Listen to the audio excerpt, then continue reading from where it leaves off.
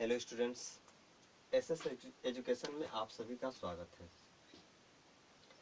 हम लोग class 10th के बिहार बोर्ड इंग्लिश बुक का सॉल्यूशन कर रहे हैं।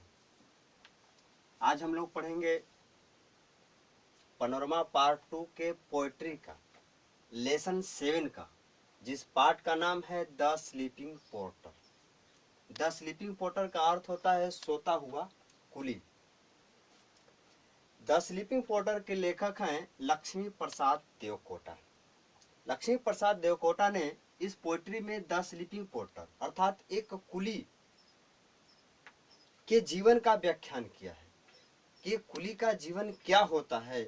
चलिए तो हम एक कुली के बारे में लक्ष्मी प्रसाद देवकोटा के द्वारा लिखी गई पोएट्री को हिंदी ट्रांसलेट करते हैं।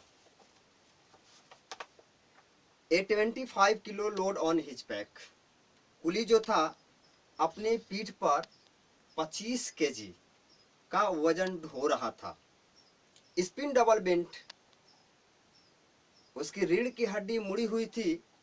वह झुक करके 25 केजी वजन को एक जगह से दूसरे जगह ले जा रहा था। A 6 mile climb up in the snow of winter. वह कुली जो था जाड़े के बर्फ के दिनों में 6 मील की चढ़ाई को वह चढ़ता था 25 केजी का वजन लेकर के।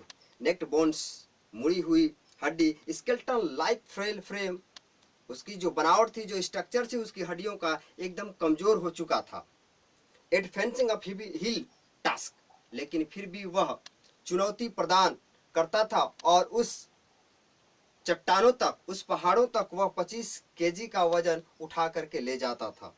He is challenging the mountain, वह पहाड़ को चुनौती देता था, वह कभी हार नहीं मानता था।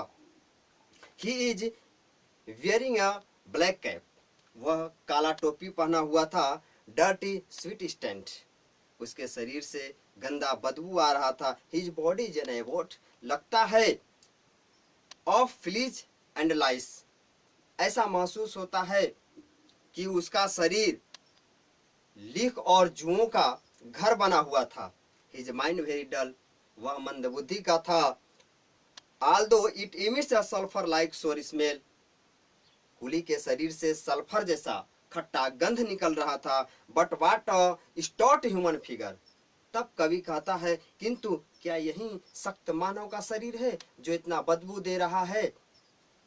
लाइक अ बर्ड, पक्षी की तरह यह मनुष्य, his heart is the twittering, उसका दिल पक्षी की तरह घबरा रहा था, चहचहा रहा था। पेंटिंग, और साथ ही साथ वह 25 केजी का वजन लेकर के जब पहाड़ों पर चढ़ता था तो वह काफी हाँफ रहा था। He is sweating and out of breath, उसके शरीर से पसीना निकल रहा था। एंड आउट ऑफ ब्रीथ, सांस लेने में दिक्कत उत्पन्न हो रही थी। जो कुछ उसके सामने कोई लोग जाते थे, जब सांस लेते थे तो खराब गंध उसके शरीर से निकलता था। ए हट ऑन द क्लिफ, उसका जो घर था पहाड़ों में था, एक चट्टान के नीचे बनाया हुआ घर था। हिज सन स्विरिंग विथ कोल्ड, ठंड लग रही थी। उसका एक छोटा सा बच्चा था और उस पहाड़ों के चट्टानों के नीचे बैठा हुआ घर में था और उसका बच्चा ठंड के मारे कांप रहा था। वुज ऑफ हंगर्स, कुली को और कुली की पत्नी को ऐसा लग रहा था कि मेरा बच्चा जो कांप रहा था कहीं भूख का असर न हो जाए। The mother searching for nature's and wins, बच्चे की भूख मिटाने के लिए उसकी माँ ने बहुत सारे चिपचिपे पौधों को खोजना शुरू कर दिया, बहुत सारे अंगूरों को, लतर को खोजना शुरू कर दिया। Beneath the hero of the mountain, कुली को ऐसा माना जाता था कि यह माउंटेन का हीरो था, नायक था, जो इसके नीचे इतनी ठंडियों में, बर्फों में वह अपने घर को बना करके एक छोटे से बच्चों को लेकर के वहां रहा करता था। The proud conquer of nature, प्रकृति को मात देता था।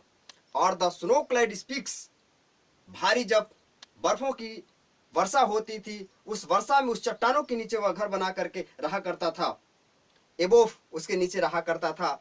Only the star sudden light lead of night, रातों में जब वह सोता था, जब आकाशों में देखता था तो सारे तारे जो थे आपस में गुच्छा बना करके आपस में लगे हुए थे। इन द नाइट, रातों में। The porter is in the deep slumber, फिर भी उस समय भरी ठंडी के दिनों में बर्फ के घरों में वह कुली जो था अपने बच्चों को लेकर के उस घर में गहरी नींद सो रहा था, reigning over the rich kingdom of sleep. और वह इस साम्राज्य को मात दे रहा था और इस साम्राज्य पर विजय पा रहा था और उस बर्फ की घरों में वह विजय पा रहा था और अपने जीवन को सुखी शांति से वह व्यतीत कर रहा था। तो चलो दोस्तों, मैंने आज लेसन 7 पोएट्री का द स्लीपिंग पोर्टर लक्ष्मी प्रसाद देवकोटा के द्वारा लिखी गई कविताओं को मैंने आप लोगों के बीच में हिंदी ट्रांसलेट किया। यदि यह वीडियो आपको अच्छी लगे तो इसे शेयर, कमेंट और सब्सक्राइब करना न भूलें।